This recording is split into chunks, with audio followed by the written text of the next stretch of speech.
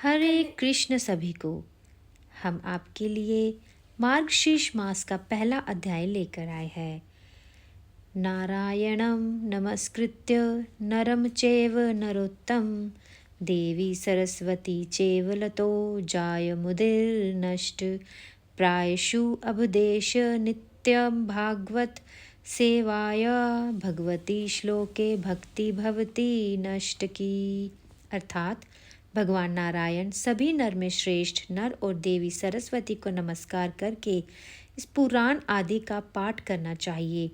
एक समय मुनि ने श्री नारायण जी से कहा, हे प्रभु, मैंने सर्वप्रथम मेरे आदरणीय पिता श्री ब्रह्मा जी के मुखावृंद से इस ब्रह्मखंड की व्याख्या और कथा सुनी थी, जो कि अत्यंत अद्भुत है। उन्हीं की आज्ञा से मैं इस क्षण आप सबके पास आया हूँ। अमृत खंड से भी अधिक मधुर है प्रकृति खंड, और उसके बाद मैंने गणपति खंड का श्रवण किया, जो कि अखंड जन्मों का खंडन करने वाला है। लेकिन मेरा मन अभी तृप्त नहीं हुआ है। मैं और मेरे विशिष्ट प्रसंग को सुनना चाहता हूँ। अतः कृपया मुझे श्री कृष्ण जन्म खंड के विषय में बताएं, जो मनुष्य के जन्म और मृत्यु आदि का खंडन कर देता है। वे समस्त तत्वों का प्रकाशक है, कर्म बंधन का नाशक है। हे भगवान, मैं आपका परम भक्त, कृपया मुझे भगवान श्री कृष्ण की कथा को विस्तार पूर्वक सुनाएं। भगवान श्री नारायण बोले, हे नारद, तुम धन्य हो। मैं तुम्हें श्री के जन्म का प्रसंग सुनाता हूँ। ध्यान पूर्वक सुनो। एक बार गोलोक में भगवान श्री कृष्ण विरजा देवी के समीप थे। श्री राधिका को यह अच्छा नहीं लगा। श्री राधिका अपनी सखियों के सहित वहाँ से जाने लगी, और तब श्री दाम ने उन्हें रोक लिया, और इस बात पर श्री राधा रानी ने श्री दाम को श्राप दिया कि तुम असुर योनि को प्राप्त हो जाओगे।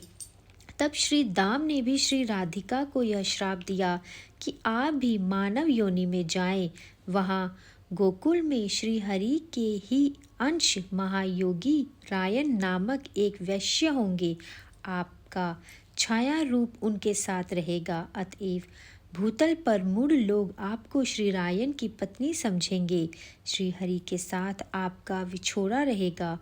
इस प्रकार श्री दाम और श्री राधा रानी एक दूसरे को श्राप देकर अत्यंत शोभ का अनुभव हुआ। लेकिन अब श्राप मिथ्या तो हो नहीं सकता।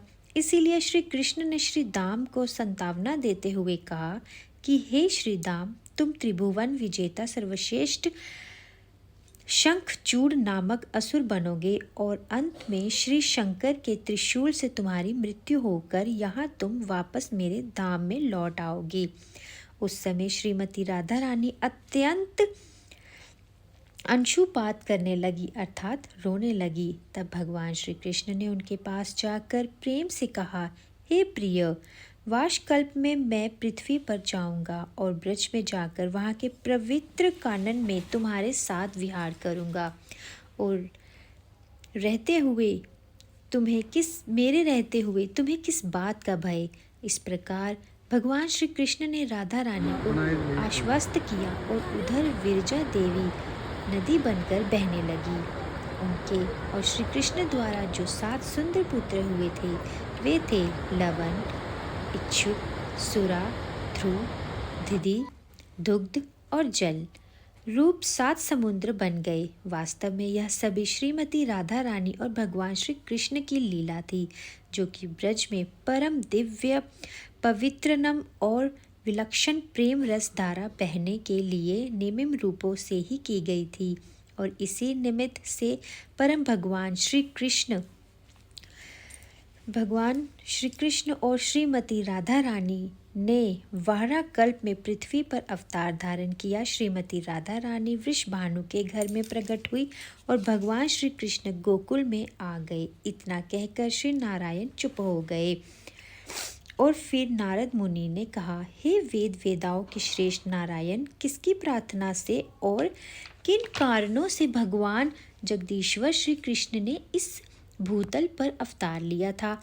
तो इस उत्तर में अब श्री नारायण ऋषि ने कहा, सुंदर पौराणिक कथा कहना आरंभ किया और उस कथा का श्रवण हम करेंगे हमारी मार्गशीर्ष मास की कथा की अगली कड़ी में। तो इस अध्याय को सुनने के लिए आपका शुक्रिया। यदि आपको वीडियो अच्छी लगी तो एक लाइक ज़रूर कीजिएगा और अन्य जनों से शेयर भी अवश्य कीजिएगा ताकि मार्गशीर्ष मास की सभी कथाओं का श्रवण करके वे भी पुण्य फल प्राप्त कर सके। मिलेंगे आपसे अगले अध्याय में। जय माता दी।